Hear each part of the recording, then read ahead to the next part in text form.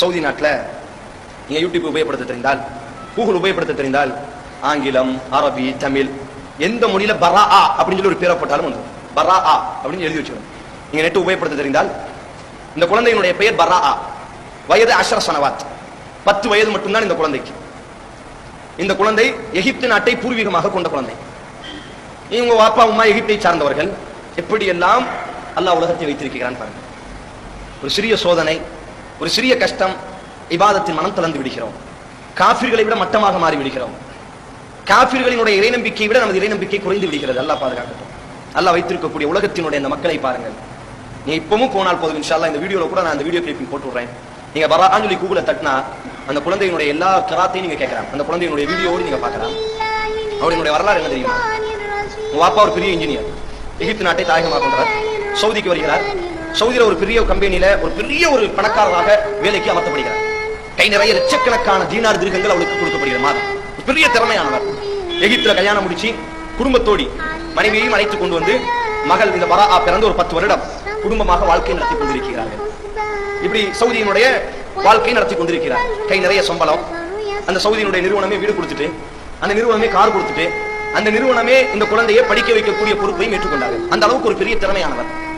இப்படி அவங்களுடைய வாழ்க்கை இன்பமாக கழிந்து கொண்டிருக்கக்கூடிய அந்த நேரத்தில் திடீர்னு சொல்லி அந்த பராவினுடைய உம்மா மயக்கம் போட்டு விடுறாங்க.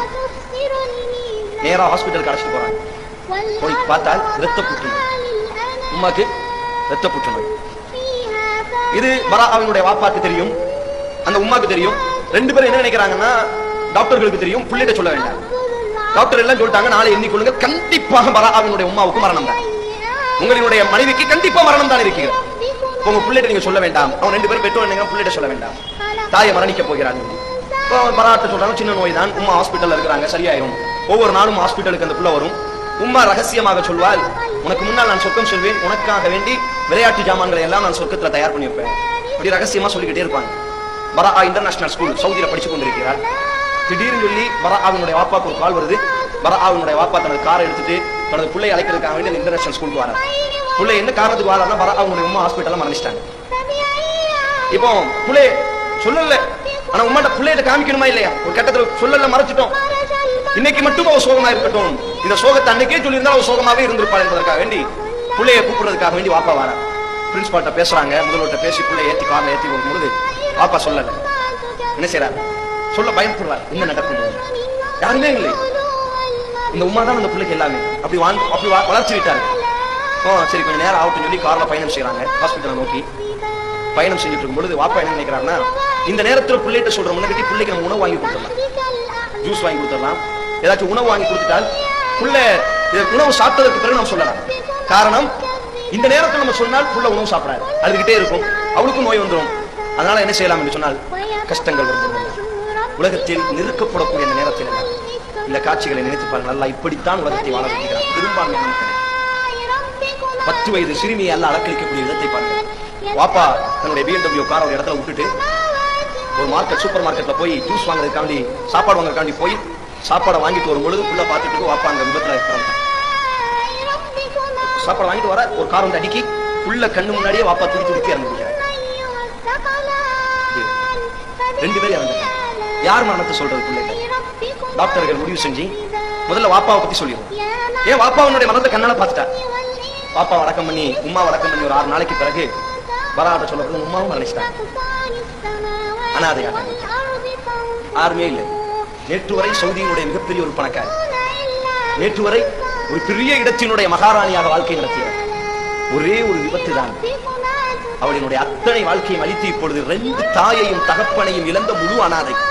அனாதை என்பதை தாண்டி அவர்கள் எகிப்திலிருந்து பல வருடத்திற்கு முன்னால் வந்ததினால் இப்பொழுது அகதியாக சவுதியினுடைய நாட்டில் இருக்கிறார். இப்படி நின்று கொண்டிருக்கக்கூடிய ஒரு சில நாட்களில் அந்த பரா மயக்கம் விட்டு விடுகிறாள். பராவை ஹாஸ்பிட்டல்ல கொண்டு போய் செக் பண்றாங்க. அதே புற்றுநோய் பராவையும் தாக்கி இருக்கிறது. இந்த மருத்துவர்கள் என்ன செய்யறாங்கன்னா, பிள்ளைக்கு யாருமே இல்லை, ஜூம் பண்றாங்க. செய்தி சேனல்களுக்கு எல்லாம் அக்பார் என்று செய்தி சேனல் இருக்கிறது. அதே மாதிரி பல செய்தி சேனல்கள் அரபுல முபாஷரா இருக்கிறது. எல்லா செய்தி சேனல்களுக்கும் தகவல் கொடுக்குறாங்க. எல்லா செய்தி சேனல்களும் இந்த பிள்ளையை ஜூம் பண்ணி உலகத்திற்கு காமிக்கிறாங்க. இப்போ சவுதியினுடைய ஒரு பெரிய பணக்காரர் என்ன செய்கிறார் என்று சொன்னால், இந்த பிள்ளையை எப்படியாச்சும் நான் பாதுகாப்பேன், எப்படியாச்சும் குணப்படுத்துவேன், என்று முயற்சி செய்து இப்பொழுது அவர் இந்த பிள்ளைக்காக வேண்டி தனது சொத்துக்களை எல்லாம் இழக்க ஆரம்பிக்கிறார். ஒரு கட்டத்தில் லண்டன் கூட்டு போகப்படுகிறது. 2 கால்களும் துண்டாக வெட்டி எடுக்கப்படுகிறது அந்த பராஆவிற்கு. அந்த நேரத்தில் சவுதியினுடைய பள்ளிவாசல்கள், சவுதியினுடைய பல்கலைக்கழகம், சவுதியினுடைய மதரசாக்களில் எல்லாம் இந்த பராஆ விஐபியாக அழைக்கப்பட்டிருப்பார். அந்த வீடியோக்கள் எல்லாம் இப்பொழுதும் இருக்கும். அந்த நேரத்தில் அவர் ஓதி அந்த குர்ஆன் கிராத்துகள் எல்லாம் இப்பொழுதும் இருக்கிறது. அப்படி ஒரு ஸ்கூலுக்கு அழைத்துட்டு வரும் பொழுது அந்த பராஆவிடத்தில் கேட்கப்படும், பாப்பா இல்லை, பாப்பா கண்ணு முன்னாடி இறந்துட்டாங்க, உம்மா இறந்துட்டாங்க, யாருமே இல்லை, அனாதையாக இருக்கிறார். ஆனால் இந்த 10 வருட காலத்தில் உன்னை விட நிம்மதியாக வாழ்ந்தவர்கள் யாரும் இல்லை. ஆனால் வெறும் 1 மாத காலத்தில் அத்தனையும் இழந்து முழு அனாதையாக இன்றைக்கு நிற்கிறாயே. மருத்துவர்கள் எல்லோரும் முடிவு செய்து விட்டார்கள், இந்த குழந்தை மரணிக்கத்தான் போகிறது, ஒரு சில நாட்களில் இந்த குழந்தை மரணித்து விடும் என்று முடிவு செய்யப்பட்டு விட்டது. நீ என்ன சொல்ல வருகிறாய்? அந்த நேரத்தில் அந்த சிறுமி சொல்வாள், ஹஸ்புனல்லாஹ் வ நிஅமல் வக்கீல், அல்லாஹ் எனக்கு போதும், அல்லாஹ் எனக்கு பாதுகாப்பதில் மிக சிறந்தவன், நான் பொறுப்பு சாட்டுவதில் மிகவும் தகுதியானவன்.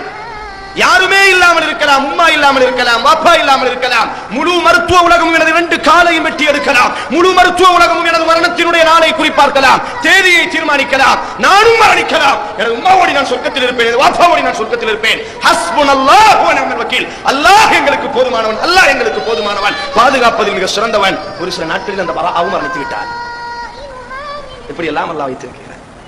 ஆதலால் எமது வாழ்க்கையில் அல்லாஹ் சோதனைகளை தரலாம். சில நேரங்களில் நினைக்கிறீர்களா அல்லாஹ் நோயிலே போட்டு வாட்டுகிறானா? கூடு சொல்லுங்கள் ஹஸ்புனல்லாஹ் வ நிஅமல் வக்கீல். அல்லாஹ் ரப்பல் ஆலமீன் வறுமையில் வாட்டுகிறானா? சொல்லுங்கள் ஹஸ்புனல்லாஹ் வ நிஅமல் வக்கீல். அல்லாஹ் ரப்பல் ஆலமீன் குழந்தை என்ற வாக்கியத்தை தரவில்லையா? சொல்லுங்கள் ஹஸ்புனல்லாஹ் வ நிஅமல் வக்கீல். அல்லாஹ் ரப்பல் ஆலமீன் எனக்கு இந்த உலகத்தில் மற்றவர்களினுடைய தாய்கள் எல்லாம் குழந்தையை அரவணைக்கும் பொழுது தாயை அல்லாஹ் தரவில்லையே, அல்லாஹ் தாயை எடுத்து விட்டானே, சொல்லுங்கள் ஹஸ்புனல்லாஹ் வ நிஅமல் வக்கீல். மற்ற குழந்தைகள் எல்லாம் தங்களினுடைய துவாப்பாவினுடைய கரத்தை பிடித்து நடத்தி செல்லும் பொழுது எனக்கு ஒரு குழந்தையை அல்லாஹ் தரவில்லையே, ஹஸ்புனல்லாஹ் வ நிஅமல் வக்கீல். 10 வருட காலம் 20 வருட காலம் சிறைச்சாலையிலேயே எங்கள் இளமைகள் அளிக்கப்பட்டு விட்டது, மரணம் மட்டும்தான் எங்களுக்கு விடுதலையா? சொல்லுங்கள் ஹஸ்புனல்லாஹ் வ நிஅமல் வக்கீல். உலகத்தினுடைய கணவன்மார்கள் எல்லாம் தங்களினுடைய மனைவிமார்களை அழைத்துக் கொண்டு மிகப்பெரிய ஷாப்பிங் மாலிலே அவர்கள் தேர்வு செய்து கொண்டிருக்கும் பொழுது அல்லாஹ் எனக்கென்று நிரந்தரமாக வாழக்கூடிய ஒரு கணவனை தராமல் அல்லாஹ் காலத்தினுடைய சூழ்ச்சியில் அல்லாஹ் விதவையாக ஆக்கிவிட்டானே, சொல்லுங்கள் ஹஸ்புனல்லாஹ் வ நிஅமல் வக்கீல். எல்லா நேரத்திலும் இந்த ஹஸ்புனல்லாஹ் வ நிஅமல் வக்கீல் வார்த்தையாக இல்லாமல் கொள்கையாக முடிந்து பார்ப்போம். அல்லாஹ் ரப்பல் ஆலமீன் கஷ்டங்களை நீக்குவான் என்பதை தாண்டி அல்லாஹ் ரப்பல் ஆலமீன் இந்த உலகத்திலேயே